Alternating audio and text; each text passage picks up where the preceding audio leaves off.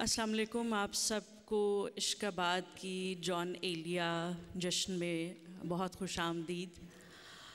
मेरे लिए ये एक बहुत अहम मौका है कि किश्वर नाहीद साहबा से गुफ्तगू करनी है।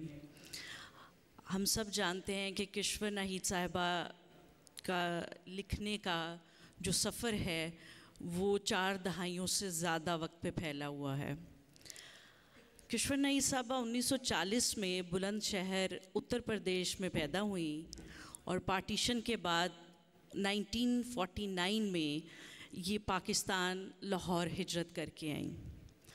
किश्वर नाहीद साहबा ने बच्चों के लिए भी कहानियाँ लिखी और मज़ेदार बात यह है कि जो बहुत प्रेस्टीजियस अवार्ड है UNESCO award for children literature, वो इनको नवाजा गया। कोई 12 किताबें इनकी शायरी की हैं। इन्होंने नज़्म लिखी, गज़ल लिखी और इसके साथ इनकी एक ऐसी किताब जो शायद ही कोई हो हमारी जनरेशन में जिसने पढ़ी ना हो या कम अज़ कम उसका नाम ना सुना हो, वो इनकी ऑटोबायोग्राफ़ी है, एक बुरी औरत की कथा, जिसको ऑक्सफोर्ड ने इंग्लिश में छापा, अ बैड वुमेन स्टोरी। और अब ये कह रही हैं दूसरी कथा भी आ गई है। और इनकी एक और किताब नुज़ायदा बच्ची के नाम खतूत, उसने भी फेमिनिस्ट लिटरेचर के अंदर बहुत ज़्यादा पजीराई हासिल की। किश्वर नाहीद साहिबा से सवालात का सिलसिला शुरू करने से पहले बताना चाहूँगी कि इनको सितारा इम्तियाज़ भी मिला, इनको आदम जी का फ़र्स्ट लिटरेरी अवार्ड भी मिला, कमाल फ़न यानी लाइफ टाइम अचीवमेंट अवार्ड भी मिला। ये मुख्तलिफ़ ओहदों पर भी रहीं। माह-ए-नौ के नाम से एक मैगज़ीन भी निकाला। इसके साथ इन्होंने ख़वातीन को हुनरमंदी के ज़रिए इकनॉमिकली इंडिपेंडेंट बनाने का सिलसिला जो है वो हवा के नाम एक ऑर्गेनाइजेशन से शुरू किया। तो कहने का मतलब ये है कि किश्वर नाहीद साहबा कोई इंसान एक नहीं है, ये एक पूरा इंस्टीट्यूट है जिन्होंने मुख्तलिफ़ मीडियम्स के ज़रिए मुआशरे के अंदर खुशहाली के लिए और वल्नरेबल मार्जिनलाइज्ड कम्युनिटीज़ के लिए बेहतरी का काम किया। वो चाहे लिखना था, शायरी थी, नसर थी, इनकी जॉब थी, रिसाला है, ऑर्गेनाइजेशन है, इस तरह की बहुत सारी चीज़ें इनके नाम पर हैं।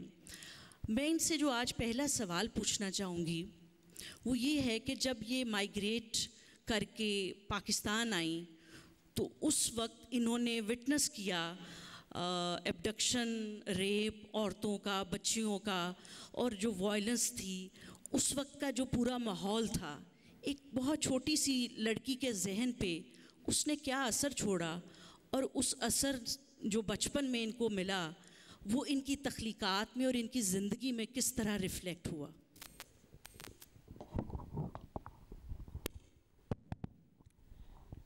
शुक्रिया फ़रा, तुमने मुझे बचपन की तरफ लेके गई हो। मैंने बचपन में लफ्ज़ शरणार्थी पहली दफ़ा सुना, अगवा होना पहली दफ़ा सुना और कत्ल भी पहली दफ़ा सुना, और ये लफ्ज़ मेरे अंदर बैठते गए। पर मुझे असल चीज़ जिससे मुझे आज तक छोड़ा नहीं है वो ये है कि अलीगढ़ में हमारी लड़कियां पढ़ती थी और अलीगढ़ में एक लड़की जो बुलंदशहर की थी वो अगवा हुई थी, और अगवा के बाद जब बाज़याफ्त हुई उस वक्त मेरी उम्र शायद 5 साल थी, 6 साल। तो उस लड़की को देखने के लिए सब जमा हुए थे। मैं बच्ची थी, बच्चों को कोई नहीं आगे आने देता था, तो मैंने औरतों की टांगों के बीच से उस लड़की के पैर देखे और वो पैरों में धूल और खून के अलावा कुछ नहीं था। तो आज तक मुझे वो लड़की इसलिए नहीं भूली कि आज भी मेरे मुल्क की औरत को जिसकी मंजिल पे पहुंच गई हो उसके पैर में अभी तक धूल और खून मौजूद है, क्योंकि उसको कोई एहतराम वो नहीं मिलता जो एहतराम के लिए उसे कत्ल कर दिया जाता है अगर ख़ुद शादी करती है, उसे मार दिया जाता है अगर वो आगे बढ़ती है। और फिर ये कि हमारे यहाँ इतनी सारी चीज़ें हैं जो बरामद होती हैं और बार बार मुझे औद करके आती हैं, क्योंकि एक दफ़ा नहीं होता, 100 दफ़ा मुल्क में सिविलियन गवर्नमेंट ख़त्म होती है और आर्मी आ जाती है, उसकी लुग़त ही और हो जाती है। तो मेरी समझ में नहीं आता मैं उस लुग़त को कैसे अपनाऊं, क्योंकि मैंने तो आज़ादी की लुग़त का देखा था। मैंने तो कायद आज़म और अपने लियाकत अली ख़ां को तकरीर करते हुए देखा था। मुझे तो सिर्फ एक नारा पता याद था और वो था, लेके रहेंगे पाकिस्तान, बट के रहेगा हिंदुस्तान। आप बड़ी इम्प्रेस होती थी उन लड़कियों से जो सफ़ेद गरारा और फ़राक के ऊपर काला बुर्का पहन के पढ़ने के लिए जाती थी, और आप भी चाहती थी कि आप अपने आप को एजुकेट करें। तो वो जो आपको इंस्पिरेशन मिलती थी वो बहुत ज़्यादा, क्योंकि उस वक्त ख़वातीन की तालीम का बहुत ज़्यादा रवाज नहीं था। तो फिर आपने मैट्रिक जो है वो घर में थ्रू कॉरस्पॉन्डेंस किया। उसके बाद आपने जब दाखिला लेना था कॉलेज में, तो इफ्तिखार ज़ैदी साहब ने आपकी ट्यूशन का ज़िम्मा लिया और आपको सपोर्ट किया, क्योंकि उस वक्त ये बच्चियों को पढ़ाने का रवाज नहीं था। तो मैं ये पूछना चाहूँगी कि आपका जो मास्टर्स हुआ इकोनॉमिक्स में पंजाब यूनिवर्सिटी से, आपकी ग्रेजुएशन, तो इफ्तिखार ज़ैदी साहब के रोल को आप अपने इस इनलाइटनमेंट के सफ़र में कैसे देखती हैं? मेरा ख्याल है, अगर तुम बुरा ना मानो तो मैं कहूँगी कि ज़िंदगी तो मैं 6 दफ़ा लिख चुकी हूँ और ये सबको पता है कि मेरे साथ क्या क्या हुआ और मैंने कैसे क्या क्या मंजिलें देखी। तुम अगर शायरी की तरफ आओ, और शायरी में क्या चीज़ मेरे पास है जो दे सकती थी और मैंने नहीं दी अभी तक, उसके ऊपर अगर हम बात करें तो ज़्यादा अच्छा हो। बिल्कुल जैसे आप कह रही हैं, लेकिन आपका अदब जो है उसको नसाई अदब भी कहा जाता है कि किस तरह आपने ख़वातीन के मुकदमे को भी अपने लिटरेचर के ज़रिए लड़ा। तो हम ये जानना चाह रहे हैं कि आपको अपने घर से जो सपोर्ट मिली, वो एक आदमी की जो कि आपके भाई थे, तो ख़वातीन के लिए ये कितना ज़रूरी है, अगर वो चाहती हैं कि अपने आप को बराबर का इंसान और बराबर की चीज़ें लें, तो घर से जो उसका भाई है, बाप है, उसकी सपोर्ट अहमियत रखती है? देखिए, मैं बताऊं, मेरा ख़ानदान यूपी का सैयद ख़ानदान था और बहुत वहाबी थे, सब हैं अभी तक। और अम्मा मेरी थी अकेली औरत ख़ानदान में जिसने लड़कियों को पढ़ाने का बीड़ा उठाया। और उसके ऊपर उनके साथ ये हुआ कि मेरे नाना ने, जो कि मजिस्ट्रेट थे, उन्होंने कहा कि मैं तुमसे नहीं मिलूँगा कि तुम लड़कियों को पढ़ा रही हो, और वो नहीं आए थे हमारे घर काफ़ी देर। अम्मा ने कहा ठीक है। अब्बा ने कहा कि मैं तुम्हें जो पैसे देता हूँ उसी में गुजर करनी है तो करो, लड़कियों को क्यों पढ़ा रही हो। अम्मा ने कहा मैं आधी रोटी खिला दूँगी लेकिन लड़कियों को पढ़ाऊँगी। लेकिन हर अमल का रद्द अमल होता है और हर इनकलाब का रद्द इनकलाब होता है। मैट्रिक तक का तो उनका बिल्कुल ये था कि मैं मैट्रिक कराऊंगी बच्चियों को। 2 बहनें तो मैट्रिक करके आई थी और मैंने एक प्राइवेट स्कूल से मैट्रिक किया था। उसके बाद अब ये था कि मैं कॉलेज जाऊंगी कि नहीं, हालांकि मुझे स्कॉलरशिप भी मिला हुआ था। तो उन्होंने कहा तुम्हारी 2 बड़ी बहनें बैठी हुई हैं, उन्होंने मैट्रिक किया था, वो उन्होंने तो शोर नहीं मचाया, तुम क्यों शोर मचा रही हो। तो जब मैंने बहुत शोर मचाया तो फिर इफ्तिखार भाई ने कहा कि अच्छा ये तुम सफ़र करो और जो तुमने जो एहतजाज किया हुआ है, भूख हड़ताल की हुई है, ये सब ख़त्म करो और दाखिल कर देंगे, तुम ठीक हो जाओ। ठीक हो गई। चले, अब दोनों बहनों को, मुझसे बड़ी बहन जो थी मुझसे 8 साल बड़ी थी, उनको और मुझे इकट्ठा दाखिल किया गया। अब मेरे अंदर जो कीड़ा था वो किताबें पढ़ते हुए और मुशायरे हुए, अम्मा की गोद में भी मैंने मुशायरे सुने हुए थे और चक्के पीछे हम पीछे बैठे होते थे, इसलिए शेर मेरे अंदर शुरू से था। और मुझे पसंद शायर बहुत से शायर थे। लेकिन फिर ये कि मैं कॉलेज में आई तो डिबेटिंग सोसाइटी जो बनी उसकी मैं प्रेसिडेंट थी। तो वो डिबेटिंग से फिर हम ये करते थे कि इंटर कॉलेज डिबेट्स में जाते थे। फिर इंटर कॉलेज मुशायरे में एक मेरी टीचर थी, उन्होंने कहा कि आप शेर लिख सकती हो क्योंकि आपको इतने सारे शेर याद हैं। फिर एक रात के 1 बजे के करीब, क्योंकि मैं उस वक्त सो जाती थी जब सब जाग रहे होते थे और जब सब सो जाते थे तो मैं पढ़ती थी, क्योंकि पढ़ने का नावल पढ़ने और अफसाने पढ़ने और इन सब चीज़ों पे कदगन थी, नहीं पढ़ सकती। लेकिन मैं फिर रात को 1 बजे उठ के पढ़ा करती थी। तो बस उसी वक्त फिर शेर गोई शुरू हुई। और फिर ये हुआ कि लड़के लड़कियों को दोनों की डिबेट्स गवर्नमेंट कॉलेज में होती थी। उसमें मैं जब भी गई तो मैंने पहली दफ़ा ये कहा कि आप लोग औरतों को कंसेशन प्राइज़ देते हैं, एक कंसोलेशन प्राइज़ बल्कि देते हैं। तो मैं इसलिए आपके पास आई हूँ कि आप ऐलान कीजिएगा जो कोई अच्छा पढ़ेगा या कोई अच्छा डिबेट करेगा वो उसको फर्स्ट प्राइज़ मिलेगा। तो लड़कों ने शोर मचाया टेबल बजा के कि हाँ ये औरतों को प्रमोट कर देते जाती है। औरतों ने, बहुत थोड़ी औरतें होती थी, हमने किया और इत्तेफाक से पहला प्राइज़ मुझे मिला। तो लड़कों ने कहा इसने ब्लैकमेल किया था इसलिए इसको पहला मिला है। लेकिन ऐसे अदवार बहुत आते रहे कि इसकी गज़ल छपी, इसकी गज़ल अखबार में छपी, इसकी गज़ल रसाले में पढ़ी, इसने ब्लैकमेल किया था, इसने कहा था कि बोली थी, ज़ोर से बोली थी इसलिए हुआ था। ये बातें मैं सुनने की आदी हूँ, आज नहीं, अब तो बाल बिल्कुल सफ़ेद हो चुके हैं। तुमने तो ज़बरदस्ती की है, मैंने तो बाकायदा किए, मेहनत करके किए। तो ये होता था कि आपको ये पहचानना पड़ता था कि कौन जेन्युइन है कौन जेन्युइन नहीं है। अगर आबिद अली आबिद मेरी शेर की तारीफ़ करता था तो मुझे फ़ख्र होता था कि मैं अभी मास्टर्स कर रही हूँ और आबिद साहब खड़े होकर रेडियो के मुशायरे में कहते थे ये आया है औरत का लहजा, ये आई है नई शायरी। और वो अखलाक़ में देलवी मुशायरा कंडक्ट कर रहे थे, उन्होंने कहा ये तो डायरेक्ट टेलीकास्ट वो ब्रॉडकास्ट हो रहा है। उन्होंने कहा हाँ होने दो, मैं नहीं पढ़ूँगा शेर, लेकिन ये गज़ल दोबारा पढ़ेगी। तो इतनी इनकरेजमेंट इन सारे मेरे असातिज़ा से मुझे मिली है कि अब तक मेरे दोस्तों से और मेरे छोटे जितने, जिसमें ताबिश भी आता है, बरखुरदार हमारे जितने ये हैं, इनसे मिली है। वो एक इतनी बड़ी ताकत है कि कोई कुछ कहे, लेकिन एक बात मैं आखिर में ये कहूँगी तुमसे कि लिखते वक्त आपको अपनी फ़ज़ा को, अपने माहौल को, अपनी सियासत को और उसमें औरत को क्या मकाम है, आपके घर से लेकर आपके दफ्तर को, मैंने नौकरी सारी उम्र की है, 61 से लेकर 98 तक मैं मुलाजिम थी सरकार की। तो मुझे ये पता था वहाँ भी क्या है, वहाँ भी क्या तख़सीस है। और वहाँ ये आलम होता था जब हमने नई नई नौकरी शुरू की औरतों ने, तो औरतों के लिए बाथरूम कोई नहीं होता था और हम लोग टांगा करके घर जाके बाथरूम होके आते थे, इस तरह से था। और जब बाथरूम बहुत शोर मचाने के बाद ये सेक्रेटेरिएट बन गया तो यहाँ पे औरतों का बाथरूम फिर नहीं था, एक जनरल बाथरूम था। तो जिस दिन औरतों का बाथरूम बना, एक दिन मैंने कहा कि मैं आई हुई थी लाहौर से कि मुझे बाथरूम जाना है। तो वो चपरासी ने कहा ओए फलां के आना, ओ मैडम ने बाथरूम जाना है।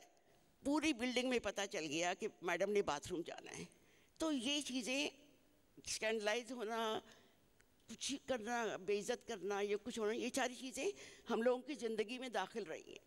कोई लड़की औरत से अगर गाड़ी की टक्कर लग जाएगी तो कहेंगे औरत चला रही थी, मर्द से टक्कर लगेगी उसको नहीं कहेंगे कि मर्द चला रहा था। तो अभी तक हमारे बड़े पढ़े लिखे भी जो हैं वो भी इस मकाम पे नहीं आए जहाँ वो हाथ मिलाने के बाद ये ना सोचते हों ये हाथ नरम था या सख्त था। क्योंकि नरम हाथ तो वो होगा जो काम ना करता हो, जो बर्तन ना मांजता हो, जो ईंटें ना उठाता हो, वो तो सख्त होगा। तो इसलिए उनको ये अभी तक पता नहीं चला कि सख्त हाथ किसके होते हैं और नरम हाथ किसके होते हैं। शायरी अलबत्ता वो नरम हाथ की करेंगे, सख्त हाथ की शायरी नहीं करेंगे। आपने शायरी में आपका जो गालिब अंसर है वो निसाइयत है। आप इतने अरसे से लिख रही हैं, तो आप क्या समझती हैं कि आपने जो अदब तख्लीक किया वो नसर थी या गज़ल थी, नज़म थी, आपका जो क्रिएटिविटी है उसने ये जो मेल डोमिनेटेड सोसाइटी में औरत के बारे में एक ख़ास स्टीरियोटाइप इमेजेस और ख़यालात पाए जाते हैं, उसको कोई डेंट पहुंचाने में या उसको थोड़ा सा बेहतर करने में कोई किरदार अदा किया है? देखिए, दो तरह से किरदार होता है, एक होता है आलमी सतह पर, एक होता है मुल्क की सतह पर। ये दोनों सतह पर जो हमारा इम्पेक्ट हुआ है, सब लिखने वाली है, यहाँ बहुत सारी बैठी हैं, यहाँ भी और सारी दुनिया में, चाहे मैं उसे एन सेक्शन से शुरू करूँ और चाहे मैं सिल्विया प्लाथ से शुरू करूं और मैं कहीं से शुरू करूं, असल चीज़ यही होती है कि वर्जीनिया वुल्फ अगर अपने कमरे के बारे में लिखते हुए सामने आती है तो और दूसरे राइटर्स जो आती हैं, अब अगर आज सिल्विया प्लाथ लिख रही है और एन सेक्सन लिख रही है, तो मेरे मुल्क में भी तो ज़हरा आपा पहले सिर्फ गज़ल लिखती थी, अब ज़हरा आपा नज़्म लिख रही हैं। और वो बच्ची जो जिसका इस्कात हो जाता है उसके बारे में वो इतना खूबसूरत लिखती हैं, मैं बच गई माँ, मैं बच गई माँ। तो लहजा कहाँ से आया? तुम्हारे माहौल ने दिया, तुम्हारी अजियतों ने दिया, तुम्हारे मार्शल लॉ ने दिया, तुमने औरत को तीसरे दर्जे का बना दिया। जब ज़िया-उल हक के ज़माने में जितनी औरतें एम्बेसडर थीं उनको सेकंड पोजीशन में कर दिया गया, दुपट्टे उड़ा दिए गए, सब कुछ ऐसी चीज़ की गई कि आप ऐसे नहीं आ सकते, आप ऐसे नहीं आ सकते। तो हम कोई एक्टिंग करने थोड़ी आते थे, हम तो वो जो हैं वो करने आते थे। तो ये चीज़ें इतनी सऊबतें थीं, इतनी ये ठोकरें थीं जिससे कि लिखने पे माइल रखा और लिखती रही। मसलन मैं अभी तुम्हें दो तीन नज़में सुना देती हूँ। अभी ये किताब मेरी जा रही गई है छपने के लिए, वो किताब है, उसका नाम रखा है मैंने नहीं, उसका वो उन्वान नहीं दे रही, इसलिए नहीं वो उन्वान दे रही कि वो मुश्किल में पड़ जाएगी। वो तो नहीं दे रही, मैं लिख रही हूँ कि तो मैं थी IMF का तोहफ़ा सुनाती हूँ। IMF आपका कह रहे बार बार, मैं IMF का तोहफ़ा सुनाती हूँ। मैंने उससे कुछ खाने को मांगा, उसने भूख प्लेट में लाकर रख दी। मैंने उसको कुछ खाने को मांगा, उसने भूख प्लेट में लाकर रख दी। क्या सूखी रोटी भी नहीं कि मैं पानी लगाकर नरम कर लूँ? मगर पानी कहाँ है? सरकार के लगाए सारे फ़िल्टर खुश्क पड़े हैं। बग़ैर दूध के चाय दे दो। भाई बताया ना पानी नहीं है। दुकान में दूध तो होगा, वो भी नहीं। भैंसों को दवा दिया जाता है, उनके थनों में अब दूध नहीं है। अच्छा मुझे आटे की भूसी ला दो। आटा होगा तो भूसी होगी। बच्चे रो रहे हैं, इनको बिस्किट ही दे दो। टैक्स लग गया है, बहुत महंगे हो गए हैं। मैं सरकार से शिकायत करूं? क्या कहा? सरकार वो कहाँ है? चलो फिर इज्तिमाई खुदकुशी कर लेते हैं, मगर कब्र के लिए तो पैसे चाहिए ना।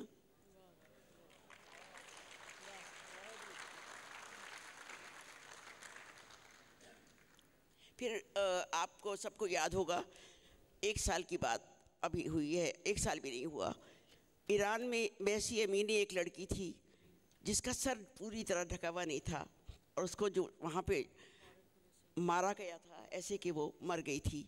उसके बाद औरतों ने जुलूस निकाले, सारी दुनिया की औरतों ने जुलूस निकाले और उस पर भी मैंने नज़्म लिखी जो मैं आपको सुना देती हूँ। इस वक्त ज़नाने मिस्र जिस वक्त ज़नाने मिस्र यूसुफ का दीदार करते हुए अपनी उंगलियां काट रही थीं, उन्हें किसी मज़हब ने जंजीर नहीं पहनाई थी। हाफिज़ सादी की ज़मीन के पासदार जवान बच्ची को तंबीह करते हुए जान से मार डालने को ऐन इस्लाम समझते हैं। फ़र्रुख़ज़ाद के मुल्क में औरतें स्कार्फ़ और दुपट्टे जला रही हैं, एहतजाज में बाल काट रही हैं। शख्सी आज़ादी के लिए सारी दुनिया की औरतें नाराज़न हैं। अहमद शामलू और जावेद पनाही कह रहे हैं, जन ज़िंदगी आज़ादी, मज़हब के मुर्ग़ारों को वीराना बनाने वालों को बस चले तो दरख्तों को भी हिजाब पहना दें। ये तो लहकती शाखें देखकर होंठों पर ज़ुबान फेरने लगते हैं।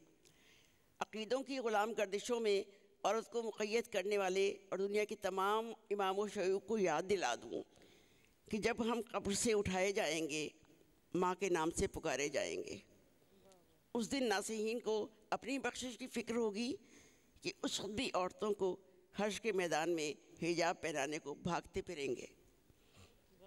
सन्नाटा छा गया। किशोर साहब, आपने मार्शल लॉ भी देखा, डायरेक्ट इनडायरेक्ट, और सिविल गवर्नमेंट्स भी देखी। आपकी ज़िंदगी के तजर्बात के में देखें तो ख़वातीन के लिए सबसे मुश्किल वक्त कौन सा दौर था जब उसके लिए अपनी आवाज़ बुलंद करना, अपने हकूक़ की बात करना सबसे ज़्यादा मुश्किल था? देखिए, वैसे तो हर ज़माना ही मुश्किल रहा है, लेकिन हमसे पहले मुमताज़ शीरी जो लिखती थी अगर, और इस्मात आपा जो लिखती थी, उन्होंने थोड़ा बुरा वक्त देखा था।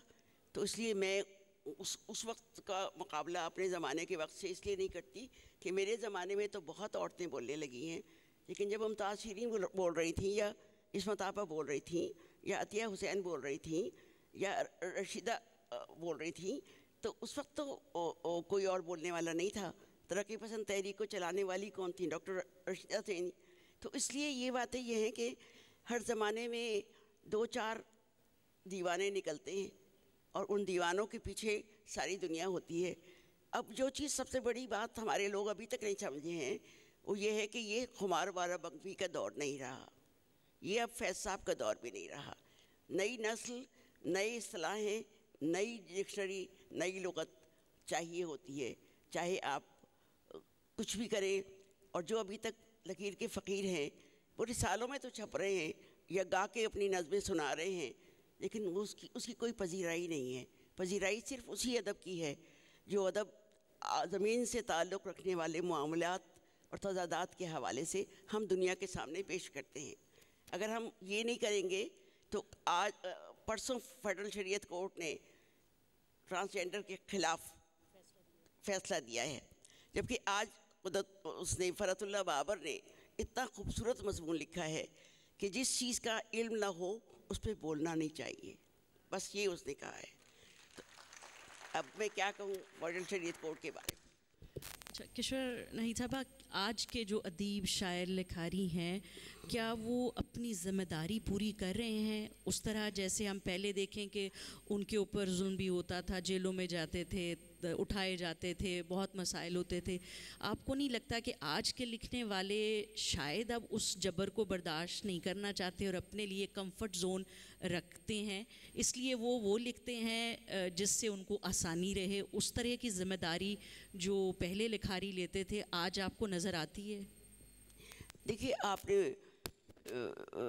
ये कहा कि ज़िम्मेदारियाँ पूरी नहीं कर रहे, ये मैं नहीं मानती, इसलिए क्योंकि आज सिर्फ 33% लोग हैं जो पढ़े लिखे, उसमें से 13% ख़वातीन हैं जो दफ्तरों में काम करती हैं, और 12% वो औरतें हैं जो डॉक्टर भी बनी, इंजीनियर भी बनी, लेकिन उन्हें उनके घर वालों ने या उनके शौहरों ने कहा कि अब आप काम नहीं करेंगी, आप हो गई डॉक्टर, आप होना चाहती थी कुछ, अब आप काम नहीं करेंगी। और घर में बैठ के उनको कभी डिमेंशिया होता है और कभी अल्जाइमर होता है, कभी कुछ होता है, कभी कुछ होता है, बीमारियां लग जाती हैं।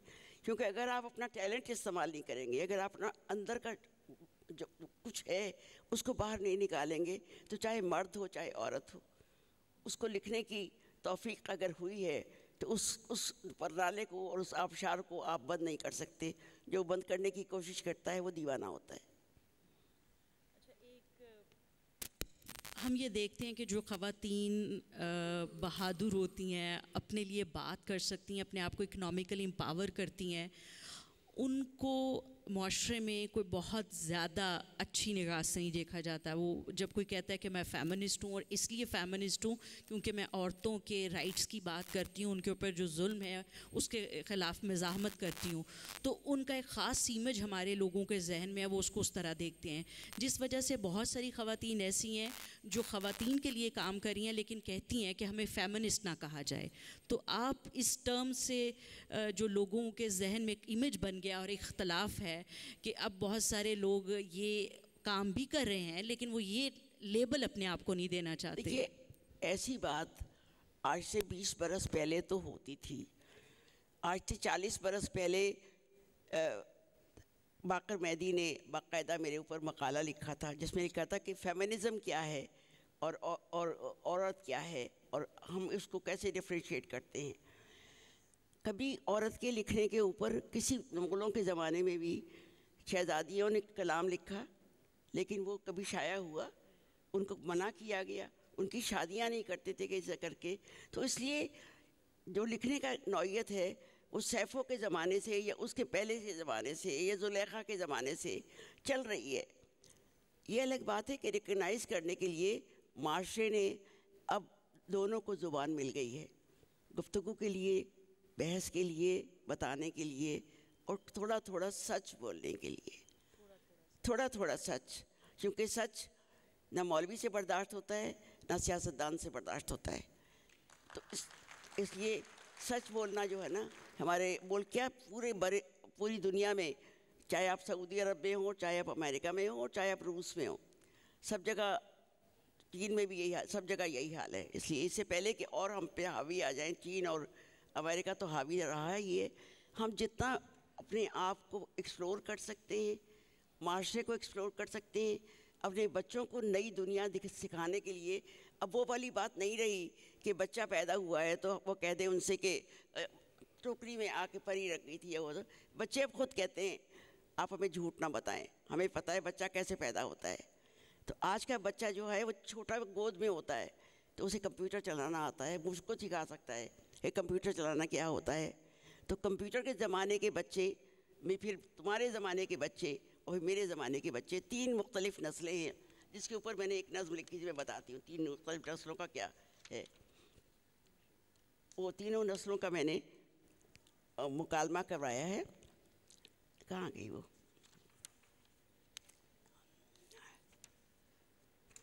कहाँ गई? अरे कहाँ गई? खैर मिल जाएगा। पहली और तीसरी नस्ल का मुकालमा। मेरी बूढ़ी दादी पलंग पे पानदान खोले चीख रही थी, जिन्होंने मेरी बेटियों का हक मारा, मुझे खटिया पे डाल के सब चले गए हैं। मेरा पलंग झोला हो गया है, मेरे पानदान में कत्था ख़त्म हो गया है, खाली चूना खाते खाते मेरे होंठ फट गए हैं। मैंने हंसते हुए कहा, दादी जी कोसने देने का कोई फ़ायदा नहीं, मेरे बेटे भी दूर देश चले गए हैं, मेरी कमर में भी बहुत दर्द है, मैं भी आप जैसी हो गई हूँ, पर मेरे पास पलंग नहीं मैट्रेस है, मैं भी आपकी पायती नहीं कर सकती हूँ, मैं पेंशन लेने जा रही हूँ, आपके लिए कत्था लेती आऊँगी।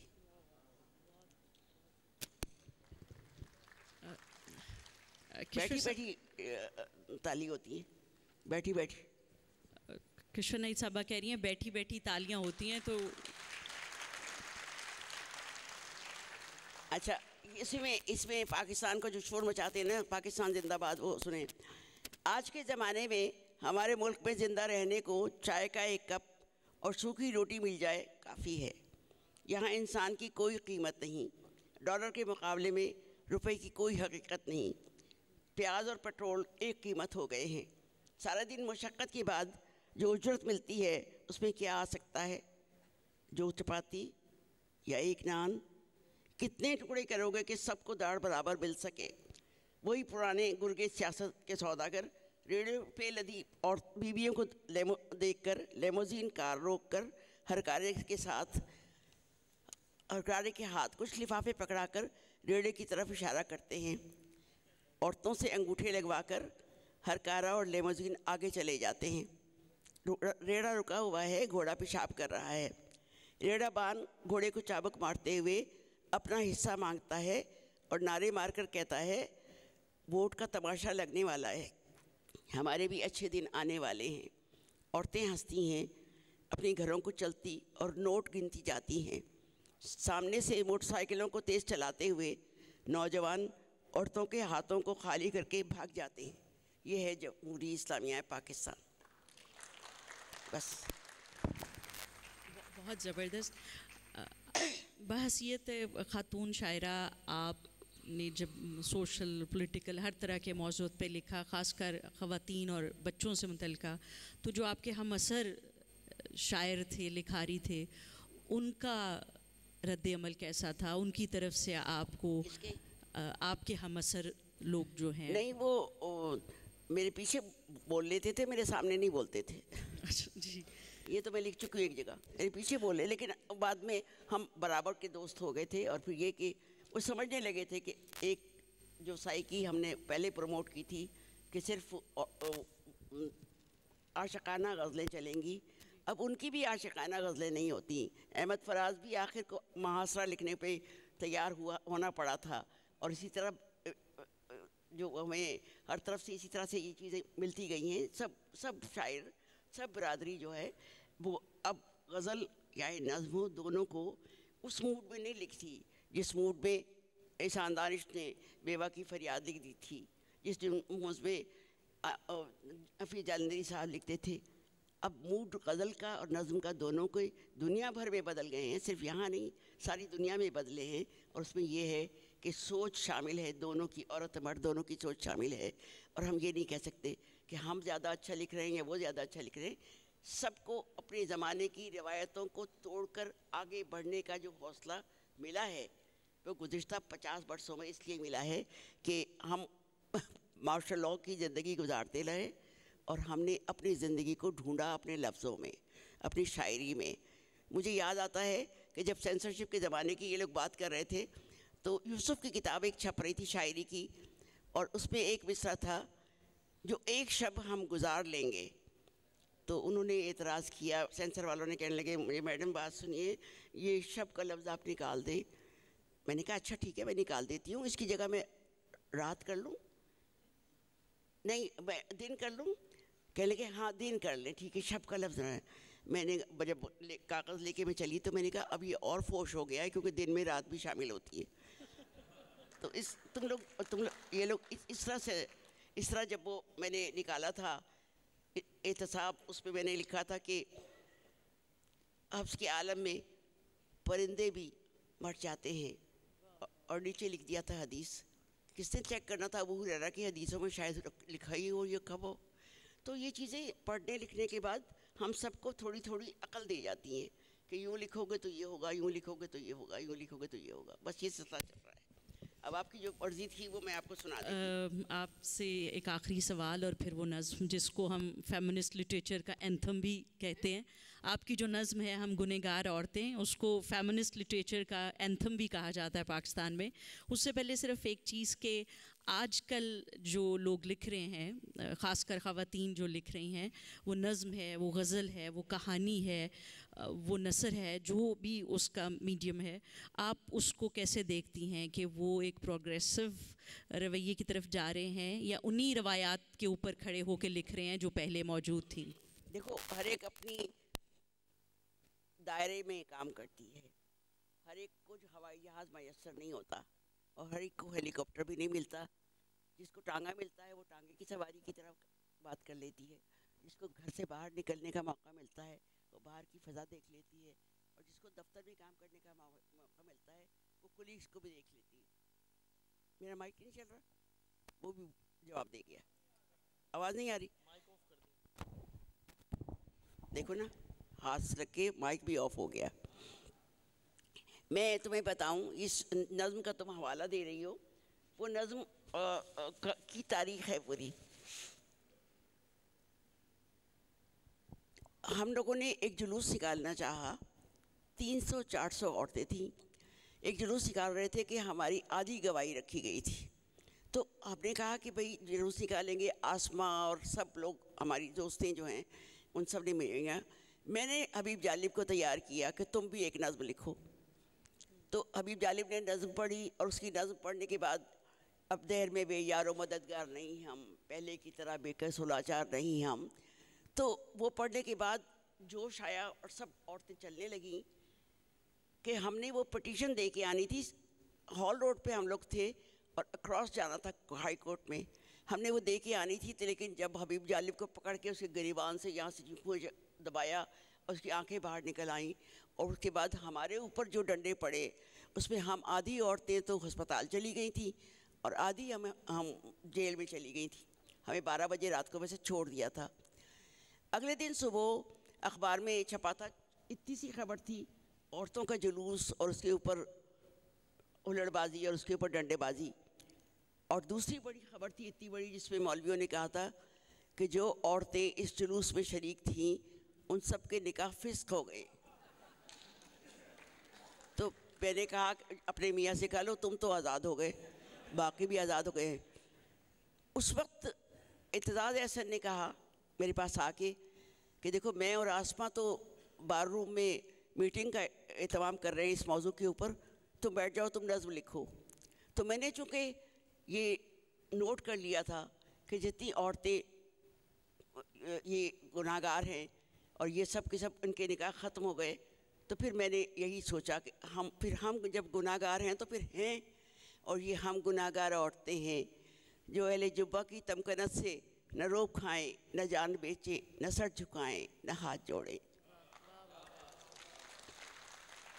ये हम गुनाहगार औरतें हैं कि जिनके जिस्मों की फसल बेचें जो लोग, वो सरफराज ठहरे, नियाबत इम्तियाज़ ठहरे, वो दावर अहले साज ठहरे। ये हम गुनाहगार औरतें हैं कि सच का परचम उठा के निकलें तो झूठ से शाहराएँ अटी मिले हैं। जो बोल सकती थी वो ज़ुबानें कटी मिले हैं। हर एक दहलीज़ पे सज़ाओं की दास्तानें रखी मिले हैं। ये हम गुनाहगार औरतें हैं कि अब ताक़ुब में रात भी आए तो ये आँखें नहीं बुझेंगी कि अब जो दीवार गिर चुकी है उसे उठाने की ज़िद ना करना। ये हम गुनाहगार औरतें हैं जो अहले जुब्बा की तमकनत से न रोब खाएं, न जान बेचें, न सर झुकाएं, न हाथ जोड़ें। ओके, अच्छा, इस नज़्म को लिखे हुए सन 83 में ये नज़्म लिखी थी और उसको लिखे हुए 50 बरस हो चुके हैं और दुनिया भर के रिसालों में इस नज़्म का तर्जुमा हो चुका है। इसके ऊपर वर्कशॉप्स हो चुकी हैं। इसके ऊपर और मेरी एक और नज़्म है, घास भी मुझ जैसी है, इन पे दुनिया भर में वर्कशॉप्स हो चुकी हैं। इस पे जितने खिलाफ जितने लोगों ने बोलना था वो बोल चुके हैं, जितने लोगों ने तस्लीम करना था तस्लीम कर चुके हैं।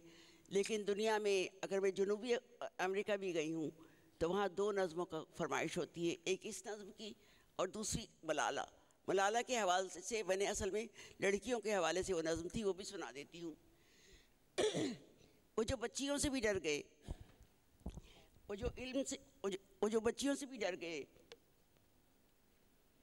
जो इल्म से भी गुरेज पा, करें ज़िक्र रब्बे करीम का। वो जो हुक्म देता है इल्म का, करें उसके हुक्म से मावरा ये मनादियाँ। न किताब हो किसी हाथ में, न ही अंगुलियों में कलम रहे, कोई नाम लिखने की जाना हो, न हो रस्म इसमें जना कोई। वो जो बच्चियों से भी डर गए, करें शहर शहर मना दिया कि हर एक कद्दे हयानुमा को नकाब दो, कि हर एक दिल के सवाल को ये जवाब दो। नहीं चाहिए कि ये बच्चियाँ उड़ें तायरों की तरह बुलंद, नहीं चाहिए कि लड़कियाँ कहीं मदरसों कहीं दफ्तरों का भी रुख करें। कोई शोलरू कोई बासिफ़ा है कर, कोई शोलरू कोई बासिफ़ा है कोई, तो उसका मकाम है, यही हुक्म है, ये कलाम है। एक मिसरा भूल रहा है। वो जो बच्चियों से भी डर गए, वो यहीं कहीं है करीब में, इन्हें देख लो, इन्हें जान लो। आज भी देखना, वो जो बच्चियों से डर गए वो यहीं कहीं है करीब में, इन्हें देख लो, इन्हें जान लो। नहीं कुछ भी बईद उनके सवाल से रखो हौसला, रखो ये यकीन कि जो बच्चियों से भी डर गए वो कितने छोटे वजूद में। और ये नज़्मियाँ इसलिए ख़त्म नहीं होती कि अब अफ़गानी औरतों के साथ यही हो रहा है, ईरानी औरतों के साथ यही हो रहा है जगह, और हमारे गांव की औरत के साथ तो स्वात में आज तक जारी है कि अकेली औरत बाहर निकलती है तो उसको मार देना ऐन इस्लाम है।